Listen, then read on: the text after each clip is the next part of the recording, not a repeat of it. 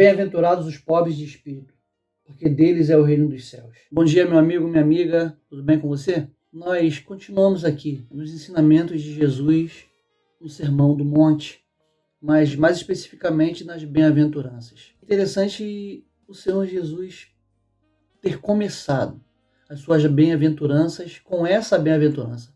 Bem-aventurados os pobres de espírito. Algumas versões trazem humildes de espírito, mas eu gosto dessa versão, que é a Almeida Revista e Corrigida, que é a nova versão internacional, que é a nova Almeida atualizada, trazem, porque eu acho que mostra de maneira mais clara aquilo que Jesus queria ensinar. Bem-aventurados os pobres de espírito, porque deles é o reino dos céus. E é interessante Jesus ter começado essa bem-aventurança justamente com essa bem-aventurança. Havia ali naquela montanha muitas pessoas, e a grande maioria delas, e dentre elas fariseus e escribas, que tinham uma expectativa. E a expectativa era para que houvesse a promulgação de um reino, a instituição de um reino. Mas esse reino que eles queriam ver instituído não era o reino que Jesus estava ensinando, com as características do reino que o Senhor Jesus trouxe para mim e para você. Eles estavam sendo oprimidos há muito tempo pelos romanos. E havia no coração deles uma sede de vingança. E nessa sede de vinganças eles queriam ser maiores do que os seus opressores.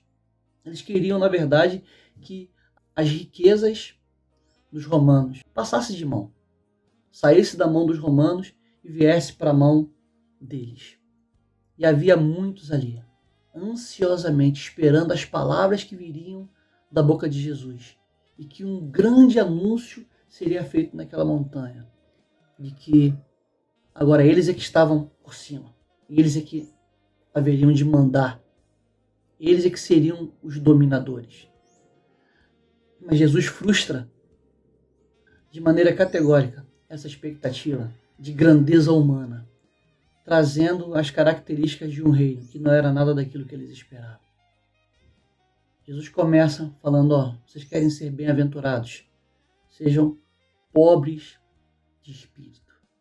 O pobre de espírito é aquele que entende que não há nenhuma riqueza nele mesmo, que não há nenhum poder nele mesmo, não há nenhuma sustentação em si próprio, que tudo que ele tem, o que ele é, não nasceu de fonte própria, mas que vem de alguém. E esse alguém é o Pai das Luzes, aquele que não muda e nem varia, aquele que derrama toda sorte de bênçãos sobre nós. Aquele povo precisava entender de que aquela mania de grandeza, que é uma mania de grandeza que muitos de nós temos também, precisava cessar. Da onde nós tiramos a mania de grandeza? Se os princípios do Evangelho, que é dado aos pobres, são contrários a isso. Não é o maior e sim o menor. Não é o primeiro, mas o último. Não é aquele que anseia ter e dominar, mas aquele que quer dar e servir. A estes pertencem o reino de Deus. O reino não seria para oprimir ninguém. O reino seria para servir. O reino não seria para mandar em ninguém. O reino seria para obedecer. Esse reino que viria ao nosso coração. Eles estavam atrás de milagres. Eles estavam atrás de bênçãos. Mas eles não entendiam, mas passariam a entender depois.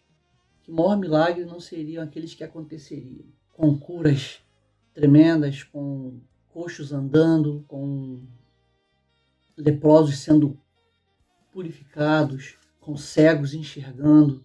A maior característica do reino seria aquelas palavras poderosas, vindas de um homem manso e humilde de coração, que entrariam no coração do súdito desse reino, que transformariam as vidas deles. Essas palavras, elas só poderiam fazer efeito naqueles que tinham um coração quebrantado e contrito. Aqueles que se acham ricos espiritualmente, aqueles que acham que têm algo em si mesmo, eles não têm necessidade de salvação. Eles não sentem a necessidade de um suprimento. Porque eles acham que o reino é conquistado por esforço próprio, por uma força que eles já têm. A esse coração orgulhoso, nada, absolutamente nada será revelado.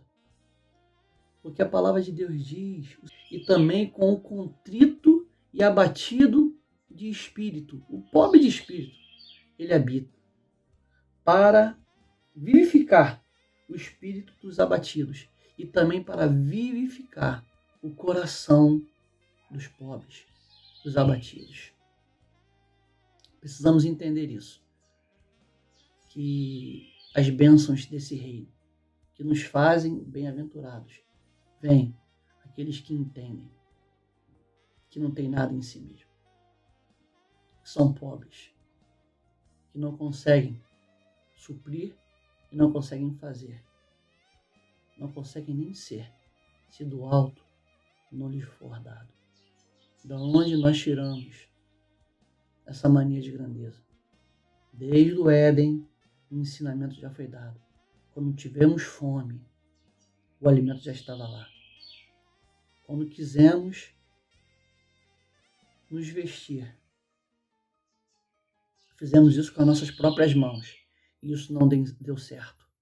Foi necessário que o Senhor provesse também a vestimenta para nós. O Senhor Jesus deu o maior exemplo. Ele, sendo Deus, não teve por usurpação ser igual a Deus, mas tomando a forma humana, humilhou-se até a morte, e morte de cruz. Por isso, está escrito que Deus lhe deu o nome que está acima de todo nome, o nome pelo qual todos um dia vão se prostrar, o nome pelo qual todos os dias um dia vão confessar que Jesus Cristo é o Senhor, para a glória de Deus Pai. Quer pertencer ao reino? Quer que esse reino pertença a você? Entenda, não há em você essa condição. Tudo vem dele. E para ele e por ele nós vivemos. Glória, pois, a ele eternamente. Amém. Deus te abençoe.